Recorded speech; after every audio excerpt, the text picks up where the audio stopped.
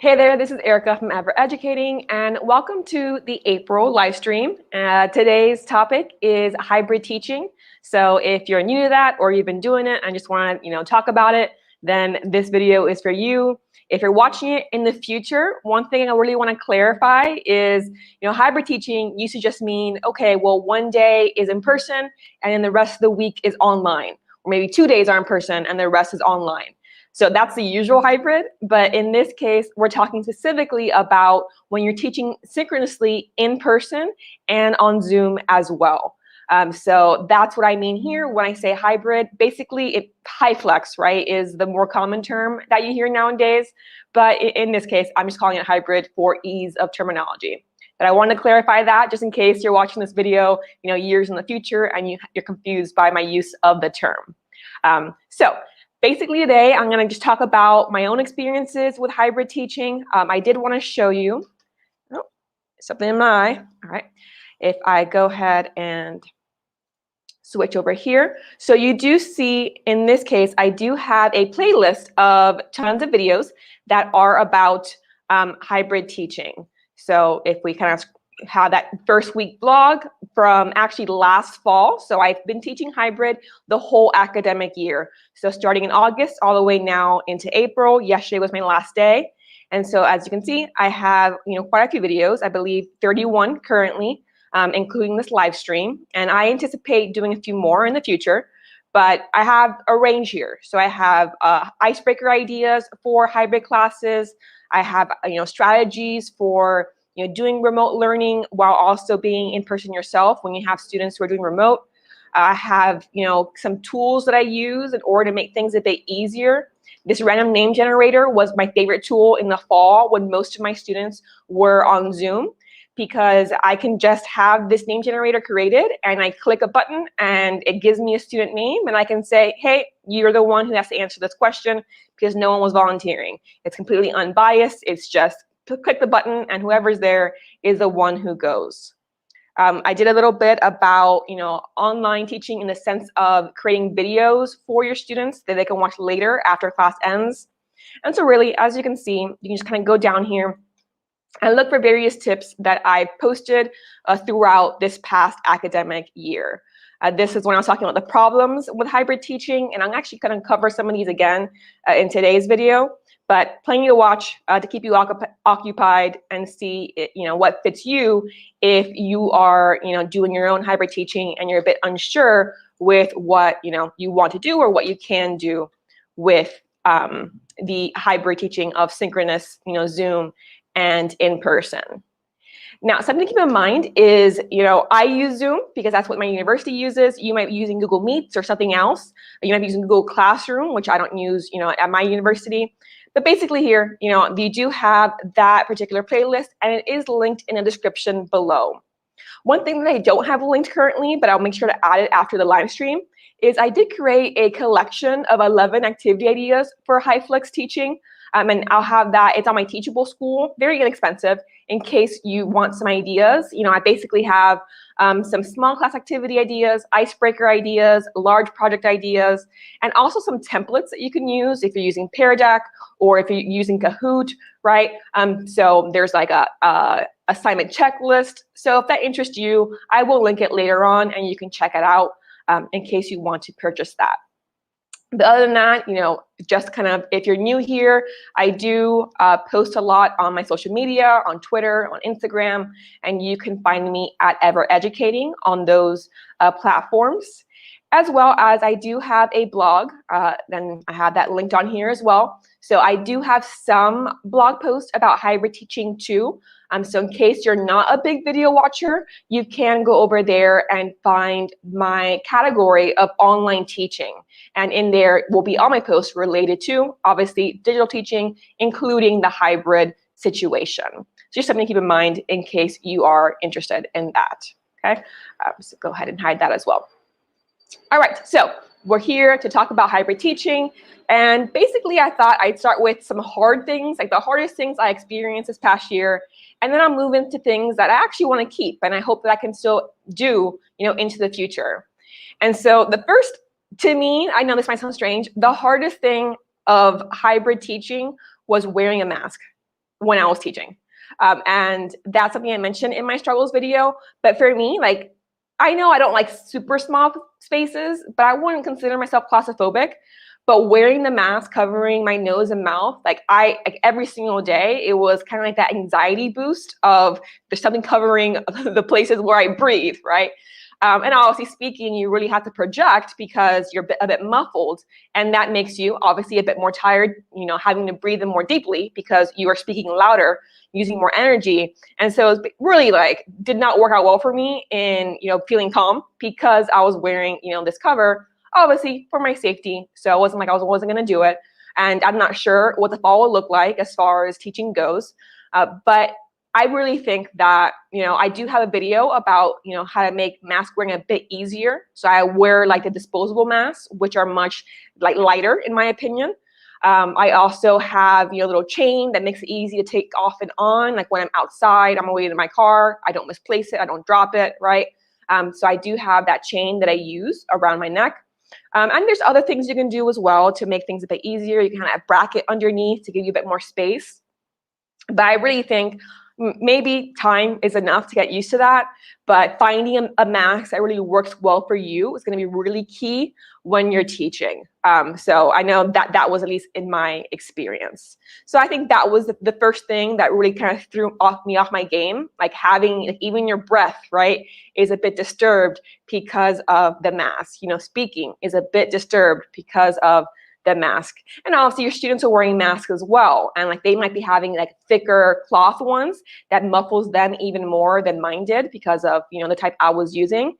And so, you know, I have a lot of soft-spoken students, right? And like I can barely hear them, barely understand them. And so I had to have them repeat themselves, you know, multiple times. So I will say that is a challenge that you kind of have to get used to and, you know, slowly at least attempt to overcome when you're teaching. And if you have any strategies for, you know, mask wearing that you want to share, go ahead and leave them, you know, in the comments. But I would say, you know, after that, the next biggest issue I had was the lack of video for my students who were on Zoom. And so, you know, I definitely believe that, you know, I don't want to force them to be on camera. You know, I don't really know like where they're at, you know, what the situation is. So I understand some not wanting to be on camera. But it does make things much harder, you know, as an instructor, because you have, you know, in the fall, I might have 5 in person and then 20 on Zoom, and then none of them were on camera. Here, you know, in the spring, I might have had like 5 on Zoom and the rest in person. And again, none of them were on camera. And so, you know, I really rely heavily on facial expression, body language for my students to get a sense of, okay, this person looked confused. Let me repeat what I just said. This one looks like they want to say something. Let me pause and ask if they have a question. I ask a question and I can get a sense of this person knows what the answer is. They're just not raising their hand. I'll call on them.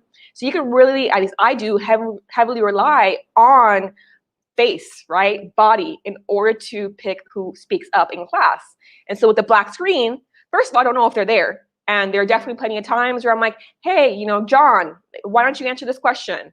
And silence, right? I'm like, John, you're on Zoom, you're on, you know, mute, go ahead and unmute, you know, silence. Or if you have an issue with your microphone, and post it in the chat, you know, silence. And then I just moved on to the next person. But it became, you know, a situation where at any given time, I can be calling on students and they're not actually there. So obviously that means to me, it shows me that there's no guarantee that they're learning what they need to be, that they're actually experiencing the lectures, the discussions, if they're not on camera, right? That I didn't want to force the issue. So it really became a struggle with me, you know, how to keep them to make sure that they're still there, even if they're not on screen. And so, you know, I do think this is an element, like have to potentially find ways of making them want to be on camera. Not sure how I can do that, right? But potentially have like, hey, you know, why don't you go on camera in order to do this? Or why don't you just like, whenever you speak, go on camera and then you can go back off again. I might try to, you know, figure that out in the fall if I do have anybody else, you know, remaining on Zoom. I'm not sure what the case will be, you know, in the fall semester. And so that was definitely a big issue for me. But, you know, again, I had that random name generator. If I call your name, you better answer. And so they knew that it was randomized.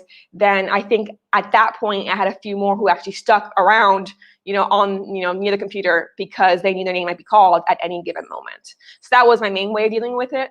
But other than that, if I asked them twice and they didn't answer, I moved on to the next person and hoped that they would be there, behind the screen. And then the next thing that I, really struggled with is when there were tech issues.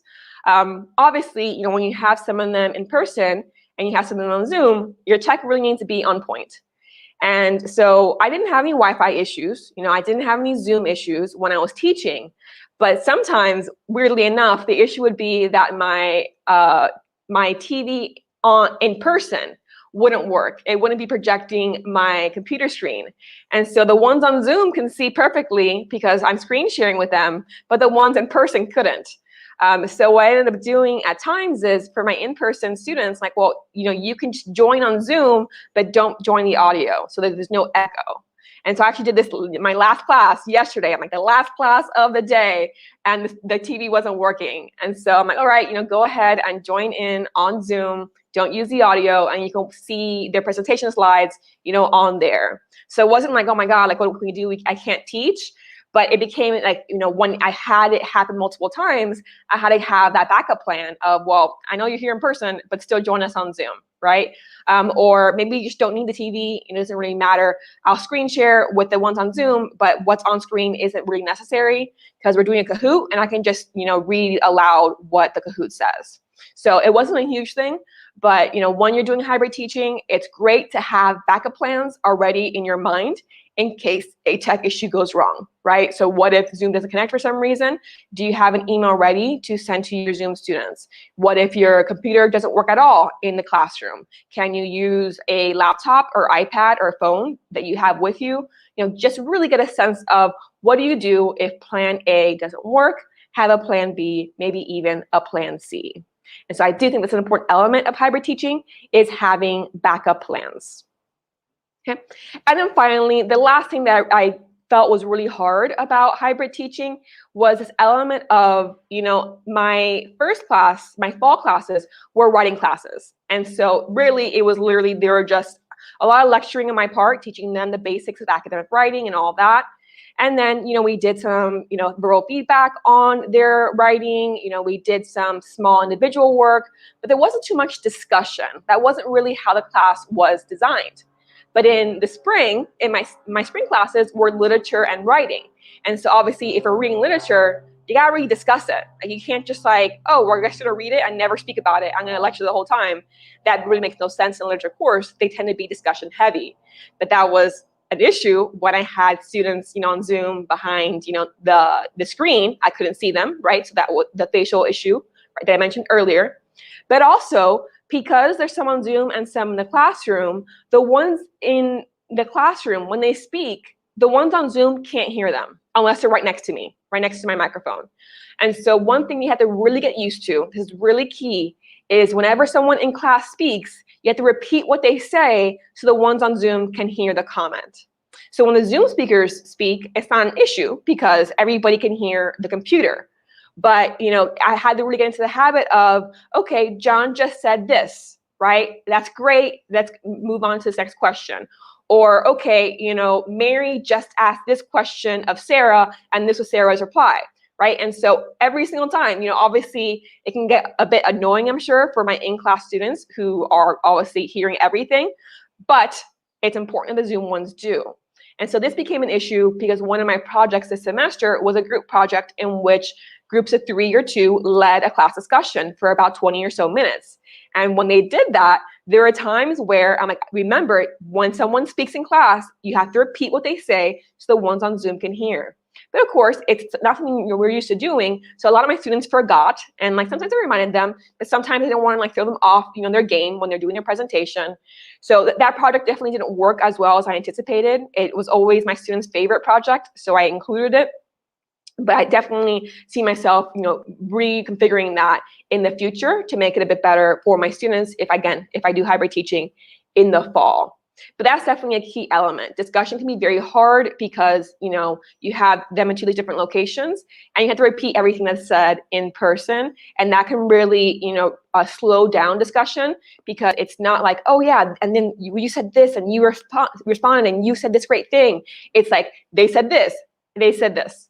This person says this, oh, they said this, right? And so doesn't really work as well as it could, but obviously discussion is super important in a literature course, and so we made do. It was just something that I really got into the habit of doing. I look forward to the day when that's not necessary anymore, but it's something to keep in mind if you do have a discussion-heavy, course. Okay, and if you're watching live, and if you have, again, any tips about these things, if you have questions about, things I've been saying, if you have, questions about other situations, please do let me know. I have my comments up here so I can watch in case you're posting. But I'm gonna actually move on, to the second part of this live stream, which we're coming to the end here, but positive things, right? Things that I wanna keep going forward, even when we're no longer in hybrid form. And so the first thing that I've really liked is having online office hours. So I'm used to being in my physical office, waiting for students to arrive, and usually they don't, right? I'm just there. But I don't find that I work very well in an office on campus. I'm used to, co-sharing. So then I'll just talk to my, co-worker, or I have co-workers next to me that I just kind of chit chat with. So I found it a very distracting location. So really for me, my office hour would just be I would read something I enjoyed, or I'd be on YouTube, or I'd be chatting with somebody, not actually getting work done until I got home. And so what's great about having office hours online is I would just do them at home. I would finish my last class, go drive home, and my office hour began a half an hour after my class ended, because I knew I'd be home by then. And then it was great because I'm on my couch or at my desk, and I have my Zoom open in case anybody comes in, but I can make sure you're doing my work like I would be usually. And so I definitely think, obviously, I'm sure I'll be required to have in-person office hours when we're no longer doing this kind of hybrid situation. But I do foresee myself having potentially, maybe instead of 3 of my office hours in person, I might see if I can do, how about 2 office hours in person and then 1 online. And when I do by appointment, I can say, well, do you want to meet in person by appointment, or do you want to meet online by appointment, and see what students prefer that way.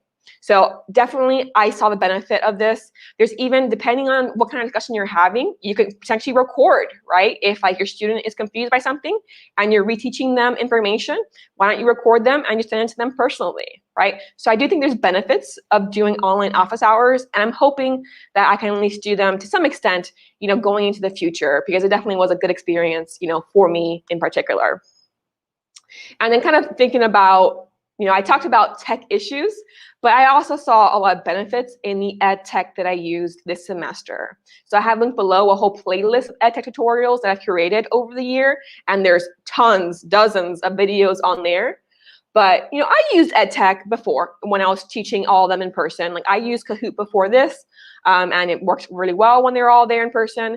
But it also worked well when I had the hybrid situation. Kahoot was by far and away my students' favorite activity type of game. They also use Pear Deck to create interactive lectures, interactive discussions. And so I foresee myself using some of these tools into the future when we're all back in person. Loom to record kind of secondary materials for my students. Hey, here's how to use MLA. Hey, here's how to use library databases. Hey, here's how to find this thing online that we've been talking about. And having these short videos that I post on Canvas. And so while I don't need to rely as much on EdTech when everybody's back in person, I do foresee Kahoot and Pear Deck staying my go-to 2 tools for face-to-face discussion and activities as well. So over the summer, I do want to experiment a bit with a few other tools that I haven't tried yet, and we'll see how that goes. I'll definitely post any tutorials that I curate based off that experimentation. But that's another thing that I felt was great, being forced to be more creative, more digitally creative, worked out for me because I learned a lot from using these tools. And that kind of leads me to my third point of positive effects, is being forced to make sure my Canvas website was very organized. Before I already was, I would say I've always been someone who relies heavily on my LMS when I'm teaching, even fully face-to-face. But with the hybrid situation, since I had so many online and never actually saw them, it made me even more focused on, let's make sure the modules are clear, 1 module per week. Right? Let's make sure, the discussions tab is clear. I'll pin the ones that they should be working on and then move it down to the regular open section after the fact, right? And so I do think, if you are someone who only barely relies on the LMS in the past, that would definitely need to change teaching in hybrid. But I think even going into the future, when you're fully in person, staying really organized can be very helpful, because even when they're there in person, they might not be listening the whole time. They might be confused later on. And if they know, okay, but I know exactly where to go on my LMS to find the information that she shared, that can be great for them, right? It can really make them feel more confident that they don't have to stay lost. They can go online and find the information that they're missing. So definitely having a really organized, maybe a bit more aesthetic Canvas page is something I plan on doing into the future as well. Okay, and again, so that was basically all I had written here to talk about for hybrid teaching. So if you are here live, let me see, I do see there are a couple people here. If you want to ask any questions, if you have any comments, feel free to do so now. I'm gonna stick around for another minute or so before ending this live stream. But again, kind of going here, if you want to see more written versions of tips that I have for teaching, not just hybrid, but in general, my blog, is evereducating.com. And if you want to make sure not to miss, obviously, any future content, I recommend, if you want to, signing up for my newsletter. That also should be linked below, my blog newsletter, because at the end of each month, I will post, what's been new content that I've created, information that I found online that might help you, online events or in-person events that you might be interested in registering for. And so it's basically just like a monthly, hey, what's new and what might interest you that I have found, throughout the month. So if you do want to make sure that you don't want to miss that, you also get access to my resource library that's free on my website, where I have various templates and checklists and list of tips that you might find helpful, digital notebooks, all of that are in my resource library. So once you join the newsletter, you will get the passcode to that. So just something to keep in mind in case you want to make sure not to miss those freebies. And of course, just subscribe on here if you're more of a video person and you just want to make sure not to miss out on future teaching tips. This month, I stuck to one video a week because obviously April is the hardest month of the semester when you're doing all the grading, right? I had my last class yesterday, now to finish up on my paper grading. But once May hits, potentially mid-May, because I do have commencement next week, I'll be going back up to 2 videos a week like usual. I post Tuesdays and Fridays, okay? Currently, it's just Fridays is my usual day, but I will go back to the 2 video a week schedule soon enough in case, you've been curious about where the Tuesdays videos have gone, right? And so I believe, one final check, if there's been any comments. Okay, there hasn't. So I'm going to go ahead and end this here. If you found this video helpful, do click like, and I'll post the newest poll about what topic you want to see for the May live stream soon enough. Okay, so I'll see you next month for that one.